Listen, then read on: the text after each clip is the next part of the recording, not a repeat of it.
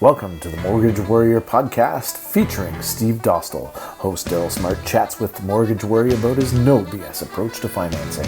That will be sprinkled in with conversations with other people in the business and around the community. So without further ado, here he is, the Mortgage Warrior, Steve Dostal. Welcome back. We're back. Guess what? What's that? Right off the hop, we're cooking right now. This is episode 10. It took a long time to get to episode 10. This is 10, really? Wow. This is number 10. So welcome back to the Mortgage Warrior podcast, episode number 10. My good buddy Steve Dostal, the Mortgage Warrior. Hey, what's going on? What's shaking? Not much, brother. It's been a long time. September, October have been busy for both of us. So yeah, it's been a hell of a couple months. I mean, the market is kind of flattening out a little bit, where people are kind of, you know what? I still got to live here. We still got to, people retire, people die, people have to relocate. People have to refinance. People have to renew, right? People want a rental property. People want a cottage or whatever. At the end of the day, once the rates kind of subsided a little bit, but even though we're raising rates again next week from what I'm being told, at the end of the day, how I'm looking at it is, there's a lot of opportunity out there still. But again, I'm not a realtor. I'm just a mortgage guy, but I do buy properties and we do flip them and we do what we have to do. But at the end of the day, there's still a shortage of properties that, people are still struggling to find. Man, there's the one thing that I've noticed, it's just for sale, for lease, a ton of signs, not a lot of sold signs. Like a couple of months ago when we first started these podcasts, it was all about sold signs, but now it's all for lease, for sale. And it's almost as if everybody kind of, they relate to the party to it. Yeah, it could be either they relate to the party or B, people, were late to selling it, right? Like late to flipping them, to getting the renovations done, to putting up to the standards of what you want to be able to sell that property for. So I'm finding that there's a lot of people out there that have a lot of properties for sale and they're not really getting the attention that they were getting, 6 months ago. Right. So it's causing a little bit of a delay in people making decisions. Obviously, inflation is causing people to make, slower decisions, more calculated decisions. The fact that we're going to be raising rates again, at least a half a point minimum to, 3/4 of a point again, because, the Americans raised, their rates again. So their inflation in the States is getting the highest it's ever been. No difference from what's happening in our country, right? Yeah. It's all about commodities, right? I mean, the government doesn't overly care about housing. They care about the average person not being able to afford gas or diesel or groceries to put on their table, right?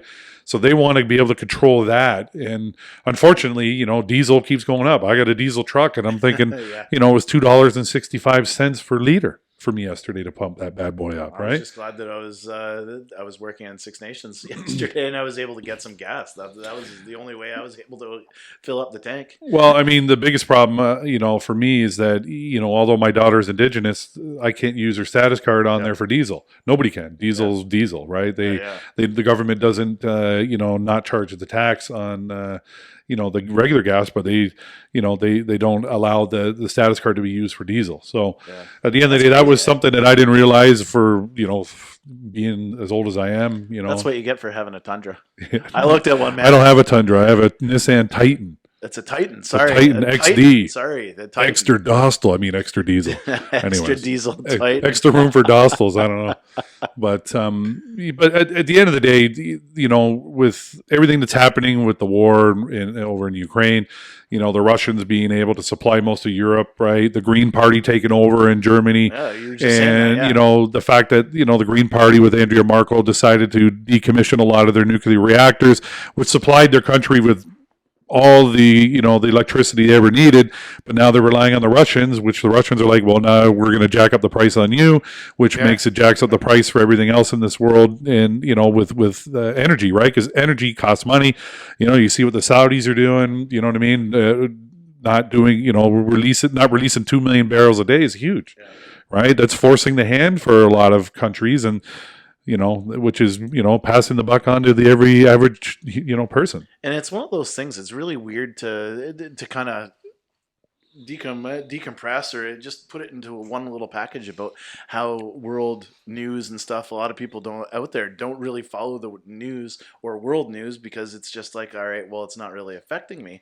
But stuff like that, like you said, Germany, Ukraine, out in Saudi Arabia, it's like this world news stuff is actually affecting us. It doesn't matter who you are. It's affecting us. Yeah, it's affecting everything, right? So, obviously life still has to go on. So that's why the government's saying we need to raise rates so we can, curb the spending, curb, the prices that are going insane. So at the end of the day, it's no difference with housing. I mean, the biggest difference is that it's slowing down this market. It's allowing for a correction to happen because, there's some properties in this small city of ours that I was shaking my head going, how in the world is a home on, an Eagle Place going for like $850,000? Like you look back at when I first started in this industry almost 20 years ago and the average mortgage was $150,000. Well, and honestly, and just on that note, never in a million years, and I never thought that a house in Waterford would cost $1 million, and never in a million years I thought that. And it's insane. It's commonplace. It's commonplace now. The average mortgage again, in Paris is higher than it is in Brantford. Yeah. Right. Brantford's similar to Waterford now with the price. Like Waterford's similar to Brantford, right? And then you got the St. George, which is higher than Brantford, right? At the end of the day, like I said, we have a lot of land around us. There's so much land around us that the biggest problem that I'm seeing is that the government's overcharging on development fees, overcharging on licensing, all that stuff is just causing builders to charge way more money because they obviously want to make money. They want to put food on their family's table, but then the government is nickel and diming them and us and every other industry to, take their chunk. But what it's doing is that, there's a lot of different factors of why our, the cost of housing is higher, but that's one of them. I mean, if you're a developer, why, you have to go through all this BS to try to get all these, permits and, all that other crap that's involved with it. Yeah. But then it's costing you way more money. Like, imagine being a developer in Toronto. Developing in Toronto is like 4 times higher than it is in Brantford. Well, I was just going to say, because a lot of your businesses in Burlington as well. So we have Brant and Norfolk and Haldeman and everything in this area, but you're also in Burlington. So what are you seeing? You were saying in Toronto, it's like 4 times more. Is it a little bit better in Burlington, or what's the comparison? What do you think? I call Burlington like Oakville Junior, right? And like I call Hamilton. Hamilton's Hamilton, obviously, but Brantford's like Hamilton Junior or Oshawa Junior, right? I mean, Brantford is a working class town. You know what I mean? A lot of factories, a lot of manufacturing here and stuff like that. Burlington is more white collar. It's a beautiful, beautiful city, but you can't compare Burlington to Brantford, right? I mean, the average home price in Burlington is like 1.4 million. In Brantford, you're like $900,000, $850,000 roughly, right? The average medium income in Burlington is like $180,000 per family, right? Brantford is like $80,000. So how do you have to kind of move your business, just from your sense in the Mortgage Warrior business itself? How do you kind of pivot from one area to the next, because there is that big discrepancy? Well, I mean, you could call it where I'm wearing the Brantford tuxedo now, like, you know what I mean, like a t-shirt and some jeans. But when shorts on, if I'm in Burlington, at the end of the day, I just put on a dress shirt, and I put dress shirts on here too. Depends on the day, right? But really, realistically, it doesn't matter whether you live in Brantford, Burlington, Hamilton, Oakville, Simcoe, Waterford. Essentially, like my new Pattison sign that came out is, rates suck, your mortgage broker shouldn't. Right? It's true. What that means for me is that, I've been on the best 3 rated for the last 5 years. My competition that's out there, is it really competition anymore? Not really. At the end of the day, people call you for a solution.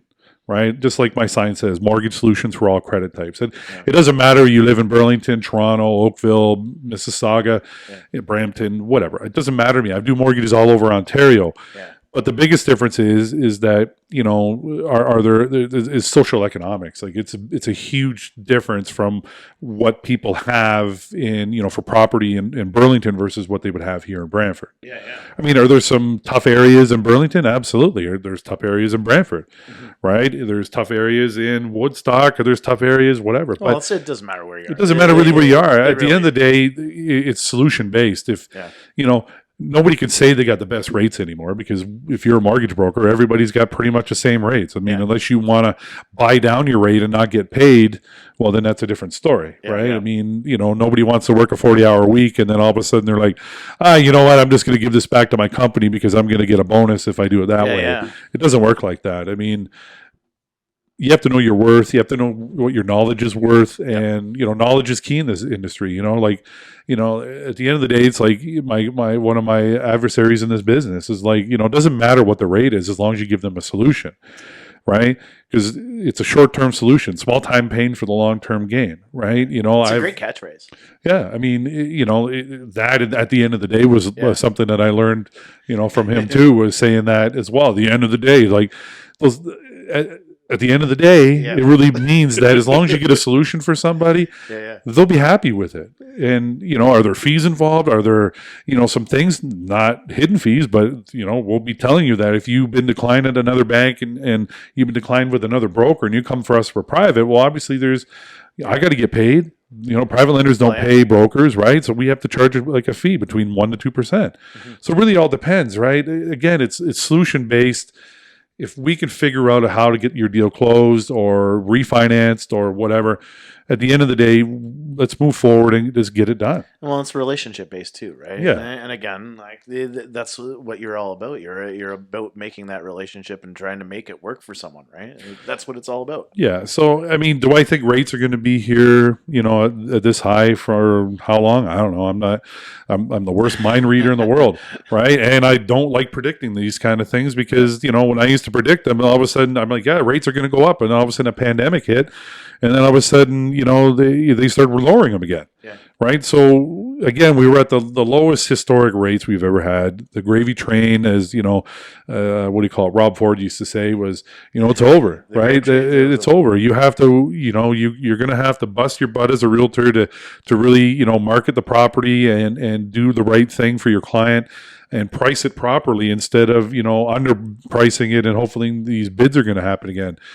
You know, I'm seeing conditions finally, you know what I mean? Like, you know, financing condition, home inspection condition, appraisal conditions, right?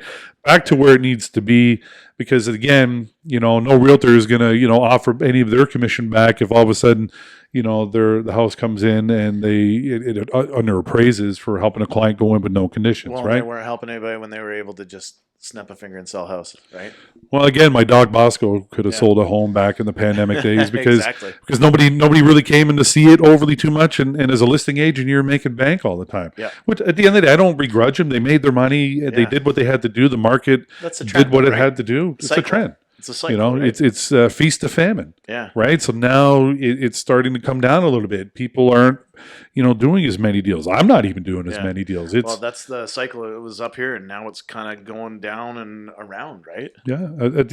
Moving forward, it's essentially, you know, just do your research on who you use.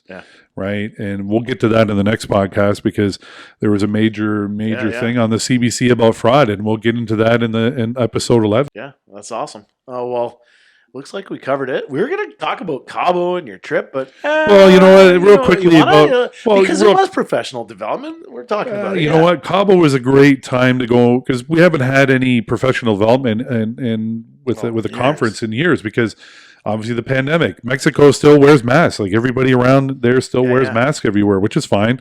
I wore my mask in certain areas when there wasn't much of, you know, air circulation or whatever, but you know, we listened to Michael Campbell, like an economist guy, and he was the one, like I explained earlier in the podcast about, you know, the commodities and energy, because energy is huge, right?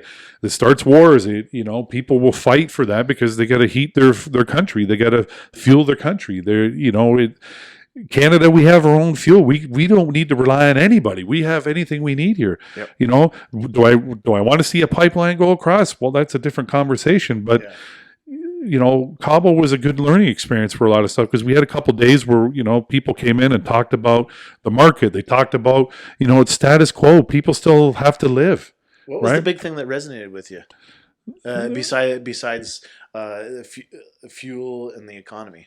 I'm listening to a lot of other brokers talk about how their businesses was, how it has evolved into where it is today, and where they see the future of it. I mean, no difference in what I look at. I always like to project my own stuff because I have goals and things in my life. I like to hit targets and I like to hit whatever. And for me, what resonated was that a lot of the same people in this industry, we don't have to be adversaries about it. Sure, do I hate losing a deal to another broker? Absolutely. But maybe that person had a relationship with that other broker. I don't ever begrudge that crap anymore because it's not worth my time to stress over that. So one of the things that I learned is to kind of this sort of whatever, if you lose a deal to somebody because either they have a different way of doing it than I do, or if other people just, the fraud thing that we'll talk about in the next episode. So, well, and that kind of stuff turns around into your favor as well, where they'll lose to you because of your personality and because of what you're trying to do for people and just how you jive with someone, really. Yeah, at the end of the day, I don't need to bullshit people, honestly. I just really don't. This is your livelihood. This is your, I'm helping you alleviate the stress. I don't want to add any more stress. Well, brother. All right, well, episode 10, double digits. Double digits is in the books. We said that at the same time. That's awesome. All right. Thanks for listening, and we will see you in the next episode. Hey!